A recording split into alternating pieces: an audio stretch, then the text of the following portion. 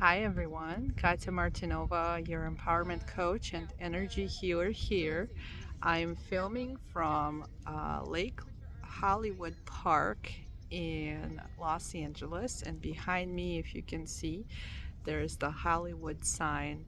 A couple of years ago, I had made my dream come true, and I saw the Hollywood sign for the first time, and so today I actually got to see it from a different angle. But I wanted to record a quick video because I don't have any of my technology with me, so I'm just holding my phone. And I just wanted to look into the Akashic records, and because we associate Los Angeles, Hollywood with fame, with luxury. We just walked Rodeo Drive, where all the fancy, expensive stores are, and where a lot of wealthy people shop.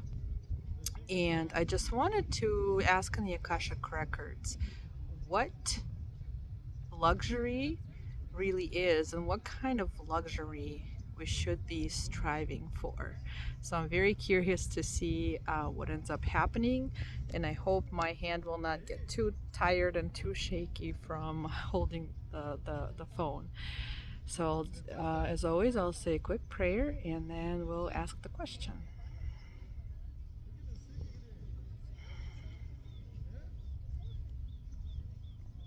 I can already sense energy coming, and it's very powerful.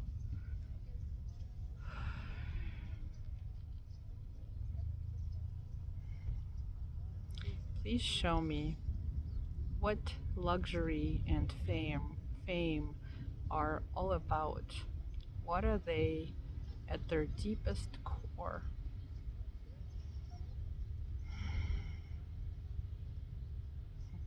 I'm seeing right away lines how you would see on, when you're looking at someone's heartbeat pulse, right? It goes up and down. And what I am sensing is that um, it's kind of a state that constantly changes, it constantly fluctuates. And I get a sense that that means that it's something that's not always permanent, and it's not always stable, um, and it requires to kind of be in the state of flow and kind of be ready for those ups and downs. What else is there? Can you show me? It's like I see a push and pull, almost like fame and luxury at the core. Like if we take off all the labels that people are used to associating with luxury and fame, almost like at its core, it needs to be about give and receive. Because like when we think about abundance, wealth, we often think of it as just receiving it, because a lot of people are feeling like they're lacking in that department. And so it's about being the kind of person who has the ability, the willingness, and the energy that they can sustain of giving and receiving. Because even though a lot of us want wealth, not all of us can actually sustain it. And I'm constantly thinking about it because the concept of money, it's so ingrained into our systems that we have like a very tricky relationship with it. And so we think that we'll be happy when we have more, right?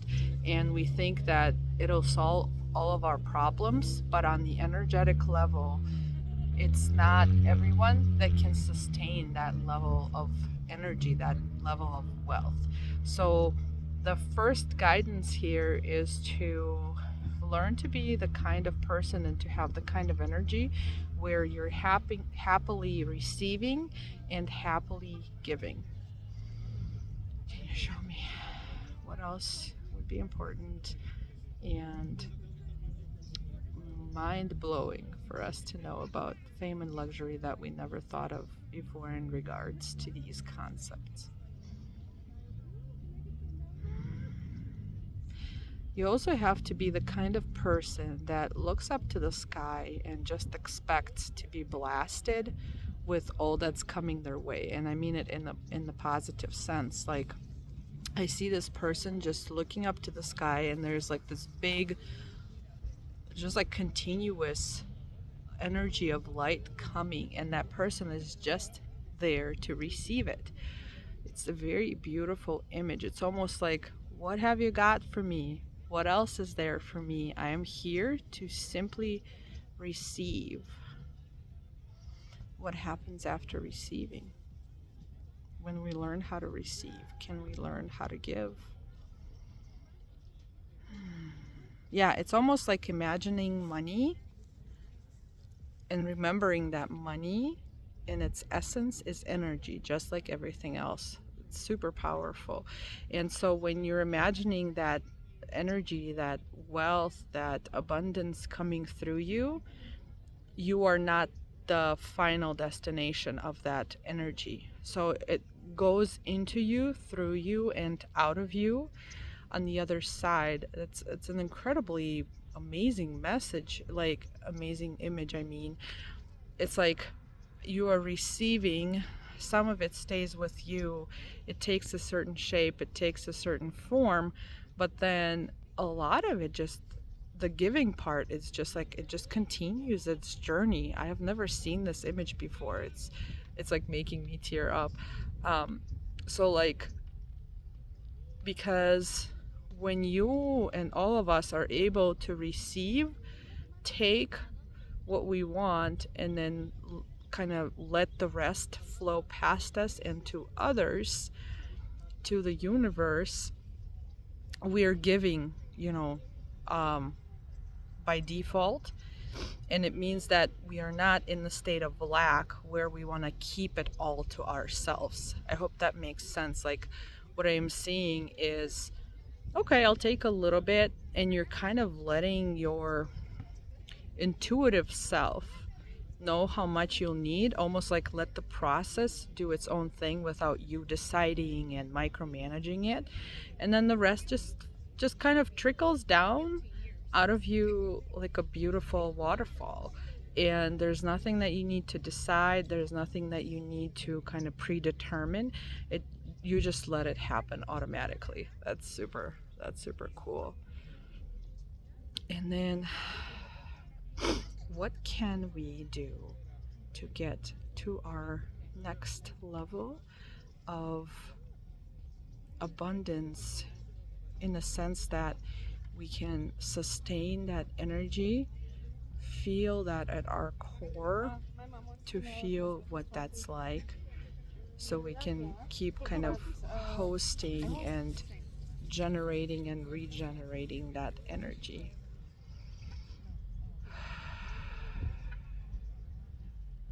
Let go, like let go of control. It's almost like the energy that did stay with you, it's circulating in your solar plexus chakra, and in your sacral chakra. So it's about creating and stepping into your power, and combining the two to make it uniquely yours, to do something with that energy. So I see it circulating this way, in clockwise rotation, and you're almost like harboring it and deciding to do something creative with it, something that's authentically yours. It's very cool. And for each of us, it'll be something different.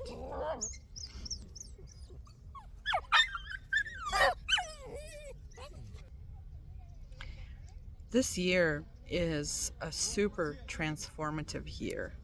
And I know that a lot of us have noticed that. And so There's been a lot of messages that I have received that are all about um, waking up to that essence of ours, that we are creators, not only in the sense of creating something, like an object or something concrete, but creating meaning. We have creative abilities, we have creation within us. So two different things that are similar, and they kind of contribute to the same thing. But like, we're not just followers, we're not just doers, we're not just go after each other and don't think about your own interests, your own unique abilities. So create what that looks like for us, create what that looks like for you, that is unique to you, that lights you up, that just like sparks fly up in the air when you think of creating something, and then follow it, because this year is also a lot about the world, the planet speeding up. So it can only take a second between you having the idea for creating something and going and right away taking the first step to creating it. It's not about, oh, I have this idea for a book, and then I'll put it in the back burner and come back to it in 2 years. No, because in 2 years the energy will be completely different. Trust me, I'm speaking from my own experience. So it's like creative idea and then you go after it right away. Otherwise the energy will die down, and um, that reality that you can possibly create will also die out. So something else will prevail.